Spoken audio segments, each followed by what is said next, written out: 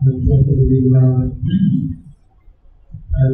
لله رب العالمين والصلاة والسلام على سيد المرسلين أما بعد فأعوذ بالله من الشيطان الرجيم بسم الله الرحمن الرحيم قال الله سبحانه وتعالى في القرآن المجيد والفرقان المبين والعصر إن الإنسان لفي خسر إلا الذين آمنوا وعملوا الصالحات وتواصوا بالحق وتواصوا بالصبر. قال الله سبحانه وتعالى في شأن نبيه إن الله وملائكته يصلون على النبي يا أيها الذين آمنوا صلوا عليه وسلموا تسليما وبشر اللهم صل على سيدنا ومولانا محمد وآله وصحبه سيدنا ومولانا محمد وآله وسلم اللہ عزت کا احسان عظیم اس پاک ذات نے ایک مرتبہ پھر ہمیں اپنے گھر میں بیٹھ کے اپنا ذکر کرنے شکر کرنے اپنے نبی اکرم صلی اللہ علیہ وسلم کی شریعت محترم کو باہر علیہ سیکھنے کی توفیق بخشی ہے. دعا ہے جتنی گھڑیاں یہاں گزرے اللہ اس علم کو سیکھنے کی سمجھنے کی توفیق بخشے اور ہمیں اپنی زندگی میں اس پر عمل کی توفیق عطا فرمائے اور دوسروں کو پہنچانے کا بھی اللہ موقع نصیب کرے. پچھلی نشستوں میں ہم نے فرض و واجبات نماز کے حوالے سے ادا کیے تھے اور اس کے حوالے سے ہم نے بہت ساری چیزوں کا علم سیکھا تھا. انشاءاللہ اس دفعہ نماز کی سنتوں کا بیان بھی ہونا چاہیے. نماز کی جو سنتیں ہیں اس میں یہ مسئلہ سمجھ لیں کہ فرض اور واجب کو ترک کرنے سے نماز میں خلل آتا ہے. فرض اور واجب ترک کرنے میں نماز میں خلل آتا ہے، یعنی نماز نہیں رہتی جب تک کہ ہم یا تو سجدہ صاف نہ کر لیں یا پھر دوبارہ فرض کو ادا نہ کریں. سمجھ نہیں پاتے. لیکن سنتوں میں ایسا مسئلہ نہیں ہے، یعنی اگر نماز میں کوئی سنت رہ جائے گی تو نماز ہو جائے گی، نماز ہو جائے گی، لیکن نماز کا نور باقی نہیں رہے گا.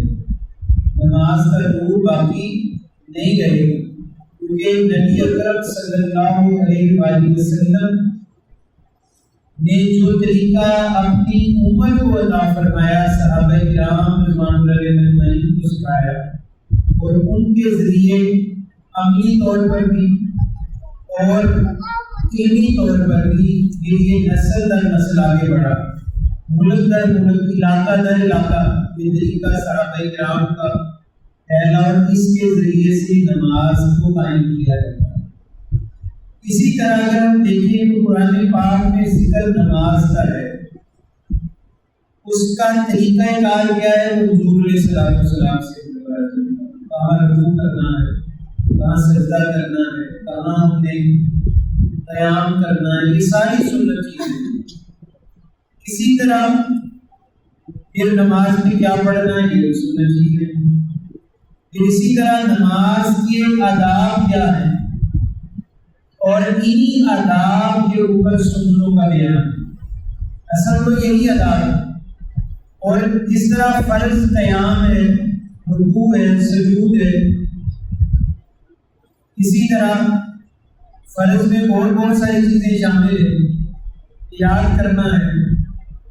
اسی طریقے سے اب ذرا غور سے سمجھیں کہ ہم قیام میں داخل ہونے کے لیے تکبیر تحریمہ کہتے ہیں.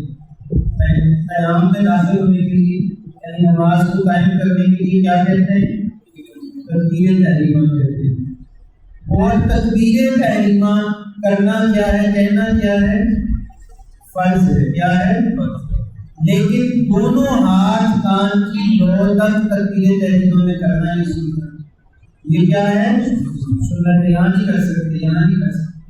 یعنی فقہ حنفی کے مطابق کانوں کی لو تک ہاتھوں کا لانا یہ سنت مبارکہ، اگر نیچے کر لے نماز ہو جائے گی، لیکن سنت سے محروم ہے، اور جو نماز میں نے عرض کی سنت کے بغیر ہے وہ بے نور ہے۔ پہلی سنت کیا ہے؟ تکبیر تحریمہ کے لیے کانوں کی لو تک ہاتھوں کا بڑھانا، لانا، ٹھیک ہے، یعنی اٹھانا اتنا ہو۔ پھر اسی طرح دونوں ہاتھوں کی انگلیاں قبلہ رخ کھلی رہے، ایسے نہیں ہے، ایسے نہیں ہاتھ مان سکتے، یعنی دونوں ہاتھ قبلے کی طرف، ہاتھ کھلے ہوں، ہتھیلیاں کھلی ہوئی ہوں، بس ایسے بھی نہ ہو، کھلی ہوئی ہوں، یہ بھی سنت ہے۔ تیسری سنت کیا ہے؟ اس کو بار بار ہم پڑھیں گے تو انشاءاللہ یہ یاد ہو جائے۔ تیسری سنت مبارکہ یہ ہے کہ تکبیر تحریمہ کہتے وقت سر کو نہ جھکانا، یعنی ایسے تکبیر تحریمہ نہیں بلکہ سر جو ہے وہ بالکل اسٹریٹ رہے گا، سیدھا رہے گا، اور نہ آسمان کی طرف اٹھانا ہے، اوپر اٹھ کر کے بھی ہم تکبیر تحریمہ نہیں کہیں، یہ بھی خلاف سنت ہے۔ اسی طرح امام تمام تکبیریں ضرورت کے مطابق بلند آواز سے پڑھے، یعنی جب امام امامت کرا رہا ہے، مقتدی کے لیے بات نہیں ہے، امامت کے لیے ہے، جیسے وہ اللہ اکبر کہتا ہے آواز بلند کرے گا۔ اسی طرح رکوع میں، سجدے میں جانے سے پہلے اور اس میں سے واپس پلٹنے سے پہلے جتنی تکبیرات، تو تکبیریں کس طرح کہے گا؟ آہستہ آواز میں یا بلند آواز میں؟ بلند آواز میں، جیسے امام بلند آواز میں تکبیر کہتا ہے۔ پھر اسی طرح دائیں ہاتھ کو بائیں ہاتھ پر ناف کے نیچے باندھنا، ناف سے نیچے سے مراد یہ ہے کہ ناف کے بالکل اوپر نہ ہو، یعنی اس کے اوپر، یعنی جو دائرہ ہے اس سے اوپر ہاتھ نہ بندھے، اس سے تھوڑا نیچے بندھے۔ پھر ثنا پڑھنا، یہ بھی سنت ہے، یہ بھی سنت ہے۔ ثنا کس کو کہتے ہیں بتائے گا؟ سبحانک اللہم وبحمدک وتبارک اسمک وتعالی جدک ولا الہ غیرک، یہ سنت ہے، نہ یہ واجب ہے نہ یہ فرض ہے، یہ کیا ہے؟ سنت ہے۔ اسی طرح ثنا کے بعد تعوذ پڑھنا، یعنی اعوذ باللہ پڑھنا اور بسم اللہ پڑھنا، یہ دونوں ہی کیا ہیں؟ سنت ہے۔ اعوذ باللہ کی، بسم اللہ کی، یہ دونوں جب ہم ادا کر رہے ہوتے ہیں، اگر خدا نہ خواستہ کہیں رہ جائے، اب آپ کی نماز فاسد نہیں ہوگی، غلطی ہو گئی تو رہ گئی ہے، اب نماز جاری رکھیں، لیکن عادت نہ بنائی جائے، معمول نہ بنایا جائے، جیسے ہی نماز شروع کرنی ہے تعوذ پڑھا جائے۔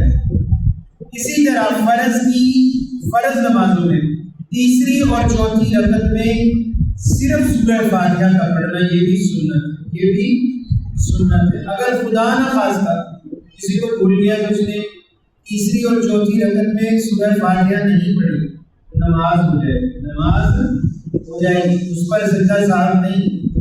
لیکن پھر وہی بات ہے کہ جتنا سنت کا خیال کریں گے اتنا ہی اللہ فرض اور واجبات کی برکات بھی ہمیں عطا کرے، اس کی پاسداری بھی ہمیں اتنی زیادہ عزیز ترین ہونی چاہیے۔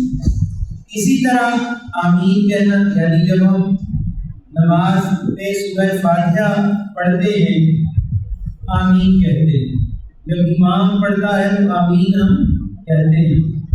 اسی طرح ثنا میں، تعوذ میں بسم اللہ کے بعد اور آمین سب کو آہستہ کہنا، یہ سنت ہے۔ اور سنت کے موافق قرات کرنا، یعنی اتنی قرات نہ کرے تو اتنی لمبی قرات ہے کہ ایک رکعت میں وہ آدھا پارہ پڑھ رہا ہے، یہ بھی خلاف سنت ہے، یہ بھی خلاف سنت ہے۔ ہمارے نبی اکرم صلی اللہ علیہ وسلم کے پاس ایک شخص کی شکایت آئی، عورت نے کہا یا رسول اللہ، یہ جو آپ کا صحابی ہے یہ بڑے لمبے روزے رکھتا ہے، یعنی متواتر روزے رکھتا ہے، نمازیں بڑی لمبی پڑھتا ہے اور میرے حقوق پورے نہیں کرتا، حقوق زوجیت ادا نہیں کرتا، اور اکثر بیمار ہو جاتا ہے، کمزور پڑ جاتا ہے۔ تو نبی اکرم صلی اللہ علیہ وسلم نے یہ بات سن کر سخت اس پر غیظ و غضب کا اظہار، اور میں تم اپنے نبی کو نہیں دیکھتے کہ میں کبھی روزے رکھتا ہوں اور کبھی چھوڑتا ہوں، یعنی نفلی روزوں کی بات، نفلی روزے کبھی رکھتا ہوں کبھی نہیں رکھتا، اور نماز اتنی پڑھاتا ہوں کہ جتنی جسم یا نفس کی طاقت ہے، وجود کی طاقت ہے۔ اللہ کے نبی علیہ السلام کے پاس ایک شخص کے بارے میں شکایت ہے کہ فلاں علاقے کا امام لمبی نماز پڑھا، فرمایا تیری ماں اس کو روئے تو ہلاک ہو جائے۔ فرمایا مجھے جب میں نماز پڑھاتا ہوں تو مجھے اس بات کی فکر ہوتی ہے کہ میرے پیچھے بچے بھی ہیں، عورتیں بھی، کیونکہ اس زمانے میں عورتیں بھی رسول پاک کے پیچھے نماز پڑھتی تھی، امام کے پیچھے۔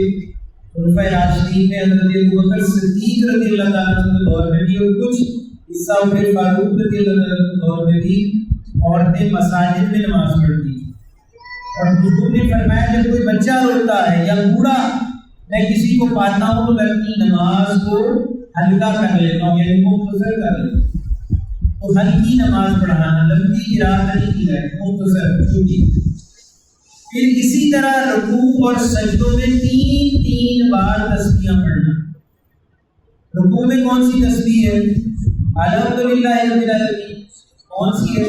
سبحان ربی العظیم، سبحان ربی العظیم، سبحان ربی العظیم۔ اسی طرح سجدے میں سبحان ربی الاعلیٰ، سبحان ربی الاعلیٰ اور سبحان ربی الاعلیٰ، یہ کم از کم 3 بار تسبیحوں کا پڑھنا، یہ کیا ہے؟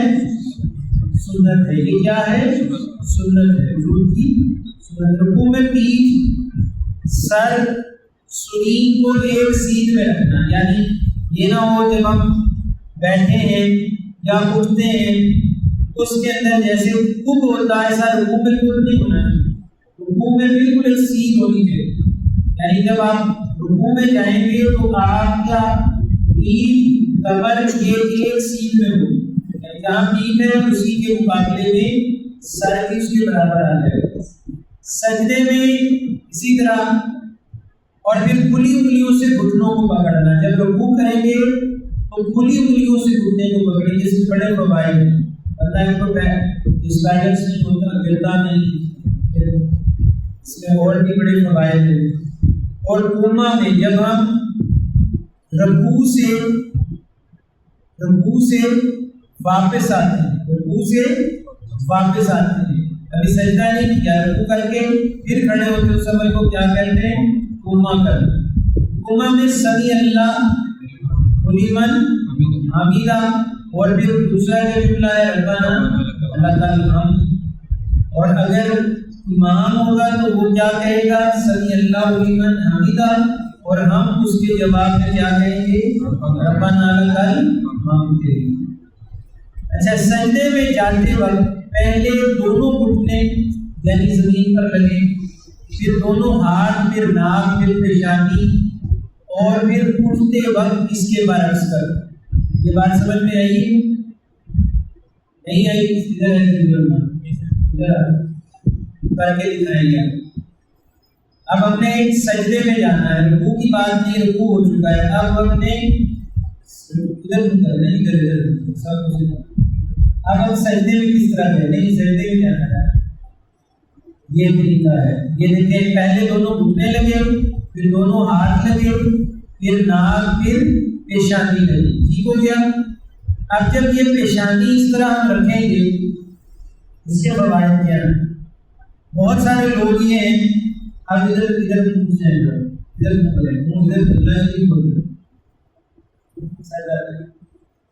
پیر دونوں کچھ اوپر اٹھا رہے، پیر ہلکے سے اٹھا رہے۔ کئی لوگ یہ کام کرتے ہیں، یہاں بھی نمازی کرتے ہیں، لیکن کسی کو اس طرح نہیں کہنا کہ تیری نماز مجھ کو سمجھائے۔ اب یہ اگر دونوں پیر زمین سے اٹھ گئے تو سجدہ کیا ہے؟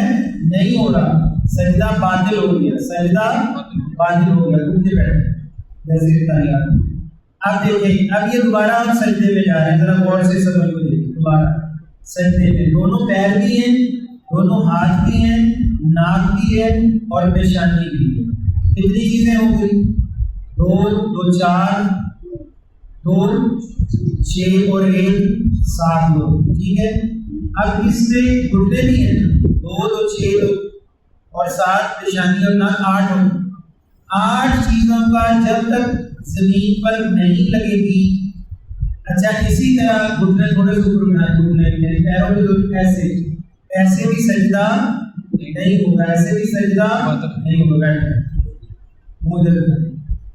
تو سب سے پہلے اب پھر نماز کے ساتھ جب آپ نے یہ عمل کر لی، سجدے میں یہ عمل کر لیا، تو اس کے الٹ برعکس سب کرنا ہے.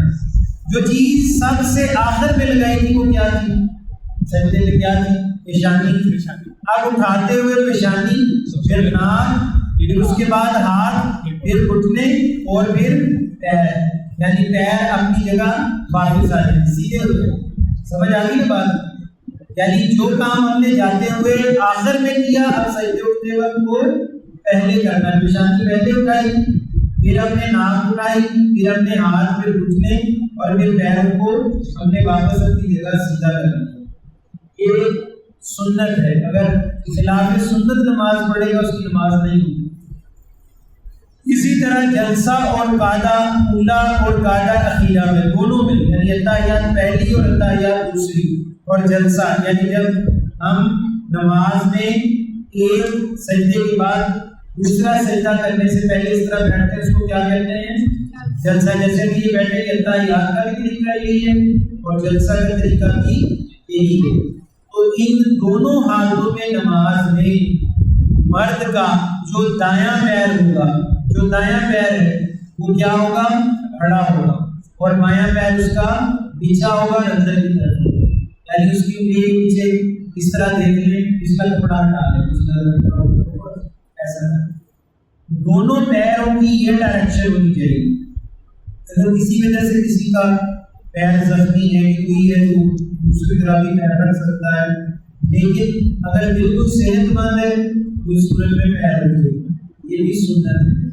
اسی طرح پیروں کی انگلیوں کا کھلا رکھنا، پیروں کی انگلیوں کا کھلا رکھنا. پھر پیچھے پیر کھڑا کر لیں گے اور دوسری انگلیاں میرا پیر ذرا غور سے دیکھیں، تو اس کو کہتے ہیں کھلا رکھنا. یعنی اس حالت میں ہماری پیر کھلی چاہیے، انگلیاں ایسے نہیں ہونی چاہیے، ایسے کھلی ہونی چاہیے، اور قبلہ رخ دونوں کی سربت ہونی چاہیے، اور دونوں ہاتھوں کو رانوں پہ رکھنا. جب ہم جلسہ کرتے بیٹھتے ہیں دونوں ہاتھوں کا رانوں پر رکھنا. آگے کریں، آپ آگے کریں، اور آگے کریں، اور آگے کریں. اس طرح یہ بیٹھنا، یہ نماز خلاف سنت ہے. یہ نماز کا خلاف. کہاں ہاتھ رکھنے؟ اس جگہ رکھنے. کہاں ہاتھ رکھنے؟ اس جگہ، تاکہ سجدے اور رکوع اور ساری ڈائریکشن جن چیزوں کی تھی وہ کس طرف تھی. میں سجدہ کدھر کیا تھا، رکوع کدھر کیا، قیام کدھر کیا، یعنی استقبال قبلہ. تو استقبال قبلہ میں ہر چیز اب قبلے کی طرف ہوگی، یعنی ہاتھ بھی. اور اگر ہم ہاتھ نیچے کر لیں، جہاں کر لیں، تو اپنی انگلی کدھر چلی گئی؟ زمین کی طرف. تو اس سے سنت کا نور ختم ہو جائے گا، باطل ہو جائے گا. تشہد میں اسی طرح، تشہد میں یعنی اشہد ان لا الہ کہتے ہیں جب پہلی قعدہ اولا میں بھی اور قعدہ اخیرہ میں بھی. اور اگر فجر میں ہے تو ایک ہی قعدہ ہے، وہی قعدہ اولا ہے، وہی قعدہ اخیرہ ہے. لیکن مغرب ہو، عشاء ہو، ظہر ہو، سب کے ساتھ میں دو قعدہ اولا اور قعدہ اخیرہ. ٹھیک ہے نا؟ ان میں دونوں میں انگلی اٹھانا، انگلی سے کلمہ پر، اشہد ان لا الہ پر انگلی اٹھانا، یہ کیا ہے؟ سنت ہے. یہ کیا ہے؟ سنت. قعدہ اخیرہ میں تشہد کے بعد درود پڑھنا، یعنی جو آخری ہمارا اتحیات ہوتی ہے دوسری. لیکن فجر میں پہلی بھی وہی ہے، دوسری بھی وہی ہے. لیکن یہ مسئلہ کہاں پر ہے؟ ظہر میں، عصر میں، عشاء میں اور مغرب میں. سمجھ آ گئی؟ تو پہلی اتحیات میں ہم دوسری پڑھیں. ابھی ہم نے مغرب پڑھی، جب دو فرض پورے ہونے لگے یا دو رکعتیں مکمل ہوئی تو ہم اتحیات میں بیٹھ گئے. ہم نے درود شریف پڑھا تھا؟ نہیں پڑھا. ہم نے تیسری رکعت میں درود شریف پڑھا. تو تیسری مغرب کی تیسری اور باقی سب نمازوں کی چوتھی رکعت میں اتحیات کے بعد درود شریف کا پڑھنا کیا ہے؟ سنت ہے. کیا ہے؟ سنت ہے. اور اسی طرح اس کے بعد دعا مانگنا بھی سنت. ربنا آتنا ربک آمین. یا اس کے علاوہ کوئی بھی مسنون ہو، کوئی بھی مانگ لیں تو یہ دونوں چیزیں کیا ہوں گی؟ سنت. پھر اسی طرح پہلی طرف دائیں سلام پھیرے گا اور پھر بائیں پھیرے گا، اور فرشتوں اور نمازیوں کو سلام کی نیت. یہ سلام کا جو پھیرنا ہے نا، ایک ہے خروج بالسنائی، ہم نے پڑھا خروج بالسنائی، وہ کیا تھا؟ نہیں، فرض تھا، واجب تھا، مستحب تھا، کیا ہوتا؟ وہ فرض ہے، وہ کیا ہے؟ یعنی کسی بھی صورت نماز سے نکلنا کیا ہے؟ نماز مکمل ہو جائے وہ فرض ہے، اور کس طریقے سے نکلنا یہ سنت ہے، سلام دے کے السلام علیکم ورحمۃ اللہ، دائیں طرف اور پھر بائیں طرف، اور نیت کیا ہو کہ میں اللہ کے فرشتوں اور باقی نمازیوں پر سلامتی دوں، باقی نمازیوں پر سلامتی بھیج رہا ہوں۔ اس کو ایک دفعہ پھر سمجھ لیں، بڑا آسان ہے۔ تکبیر تحریمہ کہنے سے پہلے کانوں کی لو تک ہاتھ اٹھانا اور ہاتھ سیدھے رکھنا، قبلہ کی طرف رہنا۔ تکبیر تحریمہ کہتے وقت جب اللہ اکبر کہنا ہے تو نہ آسمان کی طرف دیکھنا نہ زمین کی طرف، بالکل منہ سیدھا ہونا چاہیے۔ امام جب تکبیرات کہے گا تو ضرورت کے مطابق بلند آواز میں کہے گا، سمجھ آ گئی نا؟ جیسے رکوع اور سجدوں کی تکبیریں ہوتی ہیں۔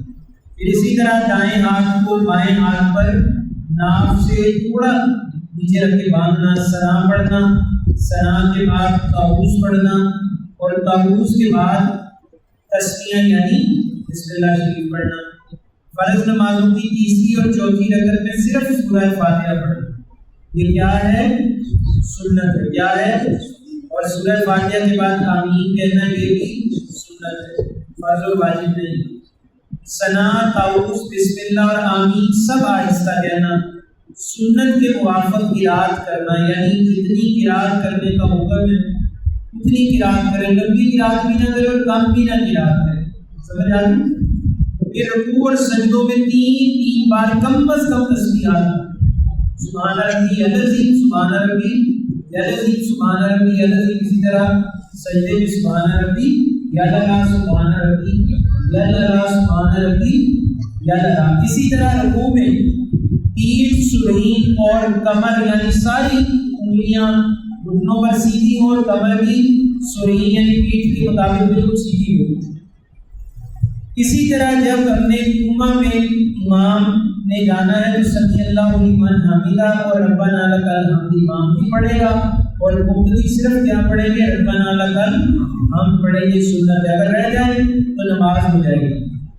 سجدے میں جاتے وقت پہلے دونوں گھٹنوں اور پھر دونوں ہاتھ اور دونوں ہاتھ اور ناک اور پیشانی کو زمین پر رکھنا، اور اٹھتے وقت اس کے الٹ کرنا، اس کے الٹ یعنی آخر میں پیشانی لگے، پہلے کیا اٹھانی ہے؟ پیشانی، پھر ناک، پھر ہاتھ، پھر گھٹنے اور پھر پیروں کو سیدھا قبلہ کی طرف کر لیں۔ اسی طرح جلسہ میں اور قاعدہ اولیٰ میں دایاں پاؤں سیدھا رکھے گا، بایاں پاؤں لیٹائے گا، بچھائے گا، اور انگلیاں قبلہ رخ ہوں گی، اور دونوں ہاتھ رانوں کے اوپر کھلے ہوئے ہوں گے، رانوں کے اوپر کھلے ہوئے ہوں گے۔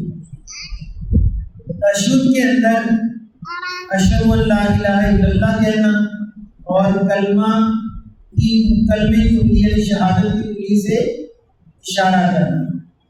قاعدہ اخیرہ میں تشہد کے بعد درود شریف پڑھنا، اگر متعیات پڑھ لیں گے تو کوئی بھی درود شریف پڑھ سکتے ہیں،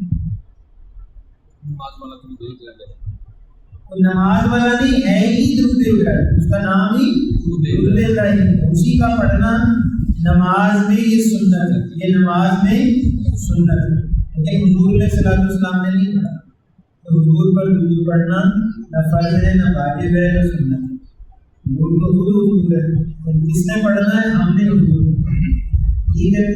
اسی طرح درود شریف کے بعد دعا پڑھنا، درود شریف کے بعد کوئی دعا پڑھنا، کوئی دعا یعنی ہم دعا کرنے لگ جائیں یا اللہ مجھے صبح اٹھ کے 500 روپیہ دے دے، یہ دعا کرنی، کون سی دعا پڑھنی؟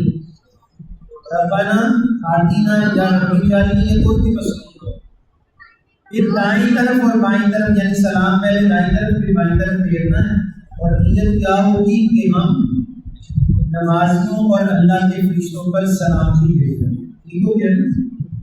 یعنی اس کا یہ مطلب ہے کہ جو بندہ نماز پڑھنے آیا ہے نا، اس آپ پر واجب ہے کہ اس پر سلامتی بھیجیں، یہ بونس بازی نہ ہو کہ میں اس کا سر پھاڑوں گا، میں اس کے کام کو دوں گا۔ اگر ایسا کوئی دل میں کینہ بغض رکھ کے نماز پڑھے تو اس کی نماز اس کے منہ پر ماری گا۔ جو نماز پڑھنے آ گیا اس کے لیے دل کو صاف کرنا ہے، اس کے لیے بالکل سب نمازوں کے لیے جیسا تھا۔ اس حوالے سے کوئی سوال تو نہیں، ساری چیزیں سمجھ آ گئی؟ میرا آسان کرنا روشنی امام شافعی رحمۃ اللہ علیہ فرماتے ہیں کہ بندے کی اصل میں 3 خوبیاں، یعنی اس کو مرد کہا جاتا ہے، مومن مرد، اس کی 3 خوبیاں، اس کی بہترین عادات ہونی چاہیے، یہ خوبیاں اس کی عادات کا حصہ ہونی چاہیے۔ فرماتے ہیں پہلی اس کی خوبی یہ ہونی چاہیے کہ اگر وہ تنگ دست ہے تو اس حد تک اپنی تنگ دستی کو چھپائے، ظاہر نہ کرے کہ آپ کی خودداری کی وجہ سے لوگ آپ کو نہیں سکتے، ظاہر نہ ہونے۔ یہ مرد مومن کی نشانی ہے، خوبی، یعنی تنگ دستی ہو، پریشانی ہو، مالی حالات میں پریشان ہو، فرمایا اس پر لازم ہے، اس پر واجب ہے وہ اس طرح لوگوں میں رہے کہ اپنی خودداری کی وجہ سے ظاہر ہے کہ مجھے کوئی غم اور پریشانی نہیں۔ پھر فرمایا دوسری خوبی اس کی یہ ہونی چاہیے کہ غصے کی حالت میں اس طرح اپنے غصے کو دبائے کہ لوگوں کو یہ محسوس ہو یہ بندہ مجھ سے راضی، حالانکہ اس کا دل تو راضی نہیں، ملنا نہیں چاہتا محبت، لیکن غصے کو اللہ کی خاطر دبا لیتا ہے کہ یہ جو مل رہا ہے اس پر ظاہر نہ کرو، معاف کرو، چھوڑ دو۔ اور فرمایا تیسرا وصف یہ ہونا چاہیے کہ اپنی تکلیفوں اور پریشانیوں کو اس حد تک پوشیدہ رکھے کہ لوگ یہ سمجھے کہ یہ شخص بڑا عیش و آرام ہے، یعنی اپنی اذیت کا، تکلیف کا اظہار نہ کرے۔ اسی طرح ایک قول ایک اللہ کے ولی کا بڑا فرماتے کہ جس نے اپنی، اور این موقع پہ یہ حدیث ہو چکی ہے، میرے پاس قول کی صورت میں ہے لیکن مجھے کہیں نہ کہیں یاد پڑتا ہے کہ یہ حدیث کی ہو، معاذ اللہ تعالیٰ معاف فرمائے گا طرف پیشی ہو، بہرحال ہم اس کو قول کے درجے پر پڑھتے ہیں اور اللہ اگر یہ حدیث ہو تو اس کا جب بھی ہمیں عطا فرمائے کہ جو شخص اپنے معاملات یا اپنی تکلیفوں کو دوسروں کے سامنے رکھ لیتا ہے، اپنی اذیت اور تکلیف کو دوسروں کے سامنے بیان کرنا شروع کر دیتا ہے، پھر اس کو ملامت سے کوئی نہیں بچا سکتا، لوگ اس پر ملامت کریں گے۔ یعنی جتنا ہو وہ اللہ سے اپنی تکلیفوں کا اظہار ہے، تندرستی ہے، بیماری ہے، پریشانی ہے، غصہ ہے، ان ساری چیزوں پر اللہ کو اپنا ہمراز بنائے گا۔ یا اللہ تو جانتا ہے تجھے اس کا بہترین بدل عطا فرما۔ تندرستی ہے، پریشانیاں ہیں اور کوئی تکلیف ہے یا کسی سے ناراضگی ہے، جتنا اللہ سبحانہ و تعالیٰ سے وہ یہ بات اظہار کرے گا، اللہ اتنا ہی اس پر کریم و رحیم ہوتا جائے گا، اتنا ہی اللہ اس پر رحم کرتا جائے گا۔ اسی طرح نبی اکرم صلی اللہ علیہ وآلہ وسلم کی صحبت باقدس میں حضرت امام غزالی فرماتے ہیں کہ آپ کے سنت کے منہ سے اور آپ کے حدیث کے منہ سے اور آپ کے گناہوں سے جو نہیں لگ پایا، اس میں یہ ہے کہ شیطان ایک ایسا کتا ہے، شیطان ایک ایسا کتا ہے جسے اللہ نے اوپر مسلط کر دیا۔ امام غزالی فرماتے ہیں کہ یہ ہر مسلمان پر نہیں، ہر انسان پر اس کو اللہ تعالیٰ نے مسلط کر رکھا ہے۔ اگر اس سے براہ راست مقابلہ کرنا شروع کر دو تو تمہیں یہ اتنا تنگ کر دے گا، اتنا مشغول کر دے گا جل میں کہ تم اتنا تنگ آ جاؤ گے، اتنی تکلیف میں آ جاؤ گے کہ تمہارا قیمتی وقت برباد کر دے گا اور تم کو زخمی کر دے گا، یعنی تمہارے ایمان کو برباد کر دے گا۔ اب فرمایا اس کے لیے کیا کرنا ہے؟ فرمایا اس کے لیے تمہیں اس کے مالک کی طرف متوجہ ہونا ہے، سبحان اللہ، یعنی اللہ کی طرف متوجہ ہو۔ براہ راست تم شیطان سے نہیں لڑ سکتے، وہ اتنا اگر لڑو گے اتنا تمہیں مشغول کر دے گا کہ تم تھک کر ہار جاؤ گے، وہی کرو گے جو پہلے کر رہے۔ اب کیا کرنا ہے؟ اس کے مالک سے اس کی توجہ حاصل کرو، اس کی پناہ لے لو، اور اس لیے کہ اللہ تو مجھے اس سے دور مت کر دے یا اس کو مجھ سے دور کر دے، یہ شیطان کے ساتھ مقابلہ کرنے کے لیے بہترین طریقہ بندہ اللہ تعالیٰ کی پناہ میں آ کر شیطان لعین سے محفوظ ہے۔ اس بات کو سمجھا ہے کہ نہیں سمجھا؟ اگر نہیں سمجھا تو میں پھر سمجھا کہ دنیا میں انہوں نے ایک مثال دی کہ اگر کسی مالک کا کتا آپ کو پڑ جائے تو آپ اس کتے کے ساتھ لڑیں گے، جھگڑیں گے، تو آپ کو زخمی کرنے آئے گا، اور مالک آپ کے پاس کھڑا ہے، اور مالک کو کہو کس کو روکو؟ مالک کو کہو کہ مالک کے حکم پر وہ چلتا ہے، اس کا حکم اس پر غالب ہے۔ اب شیطان کا مسئلہ یہ ہے کہ شیطان اللہ کے حکم پر نہیں چلتا، لیکن اللہ کی برحال طاقت یہ ہے کہ اللہ اسے بچا سکتا ہے، اللہ اسے بچا سکتا ہے۔ تو فرمایا جب تم اس کے ساتھ براہ راست ہو جاؤ گے، یہ بڑی قیمتی بات ہے جو مطلب سے ملی ہے، اور اس کو سنبھال لیں، دل میں اتارو کہ جب تمہارے ساتھ اس کا مقابلہ ہو تم اللہ کی پناہ لو۔ اللہ کی پناہ کیسے لے؟ اور مجھے اس کا طریقہ کار کوئی ایک دوست بتائے اللہ پناہ کیسے لے؟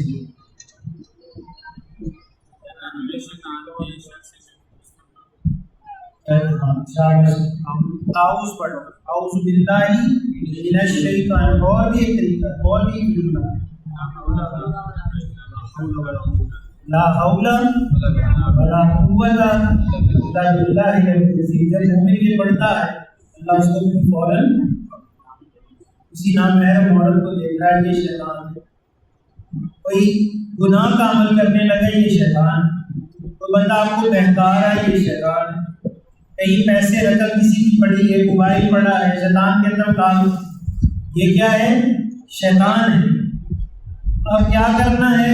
آسان عمل یہ ہے، لا حول ولا قوت الا باللہ العلی العظیم، یہ طاقت آپ کو دے گا۔ اور جیسے ہی نیکی کا کوئی عمل کرنا ہے تو نیکی کے عمل میں کوئی رکاوٹ ڈالے، جیسے ہم نے وضو کیا وہ وضو توڑ دے گا، ہم نماز پڑھنے لگے نماز میں خلل ڈالے گا، قرآن شریف پڑھنے لگے قرآن پاک میں نشست ہے آنے میں شیطان ہزاروں خیالات پیدا کرتا ہے، یہ وقت اس کام کا ہے، یہ دکان کا ہے، یہ فلاں ہے، یہ جناب تیرا کاروبار رہ جائے گا، تیرے بچے بھوکے مر جائیں گے، تیرا تو جناب سارا نظام کیا پڑھنا ہے؟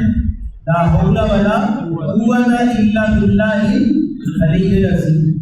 اور ایک اور بھی طریقہ ہے، تیسرا طریقہ ہے، جتنی مسنون دعا ہے، جتنی مسنون مسجد میں داخل ہوتے ہیں ہم کیا کہتے ہیں؟ یا اللہ مفتاحی بابا رحمت کا، اللہ میرے لیے رحمت کے دروازے کھول دے، اللہم افتحلی بابا۔ تو یہ اب کیا ہوا کہ جیسے ہی آپ مسجد میں داخل ہوئے آپ کو شیطان کی جو گرفت تھی اس سے آزاد ہو گیا، اللہ نے آپ کے لیے رحمت کے دروازے کھول دیے۔ جب جا رہے ہیں پھر ہم کیا پڑھتے ہیں؟ اللہم انی اسألک من فضلک و رحمتک، یا کوئی اور بھی دعا، کوئی بھی اس کے علاوہ کسی طرح کی دعا پڑھتے ہیں جس میں یہی الفاظ۔ اسی طرح ہم باتھ روم میں جا رہے ہیں تو کیا کہتے ہیں؟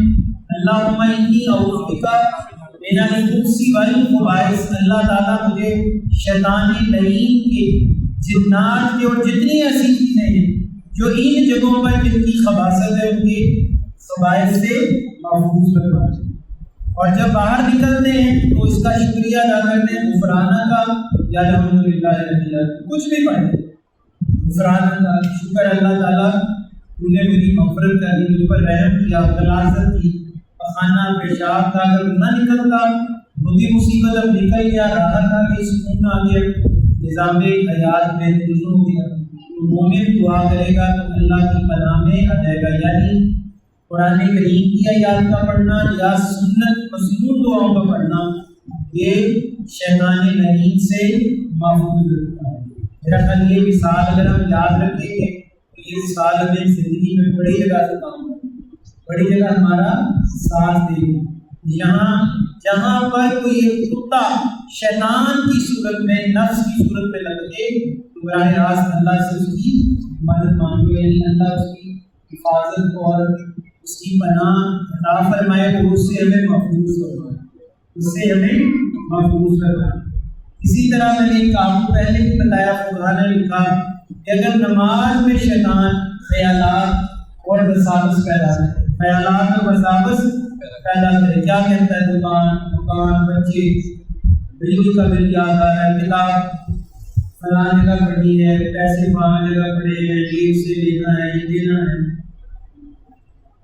شادی تھی، بیاہ تھا، پرانی باتیں بھی یاد آتی ہیں۔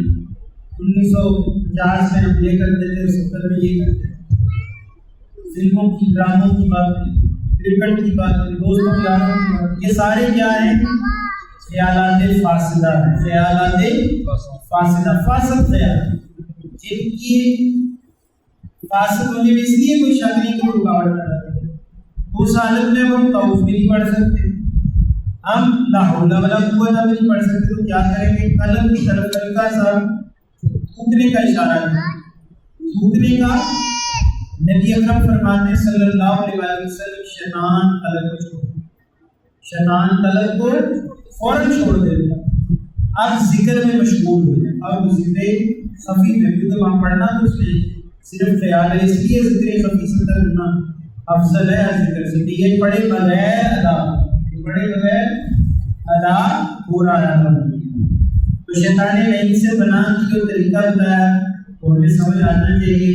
اللہ تعالیٰ سے دعا ہے اللہ رب کریم آخری اور بزرگان دین کے حوالے سے کہ جس کھانے پر 4 چیزیں جمع ہوگی وہ کھانا مکمل ہے، اللہ اور اللہ کے نبی پاک صلی اللہ علیہ وسلم، یعنی مکمل سے مراد کامل، اس کھانے کو اللہ قبول کرتا ہے۔ پہلی 4 چیزیں کہ کھانے کے آغاز پر اللہ کا نام لیا، کھانے کے آغاز پر اللہ کا نام لینا۔ ثانی یعنی دوسرا، کھانے کے اختتام پر اللہ کی حمد و ثنا، الحمدللہ الذی اطعمنا وسقانا وجعلنا من المسلمین، شکر الحمدللہ، ٹھیک ہے۔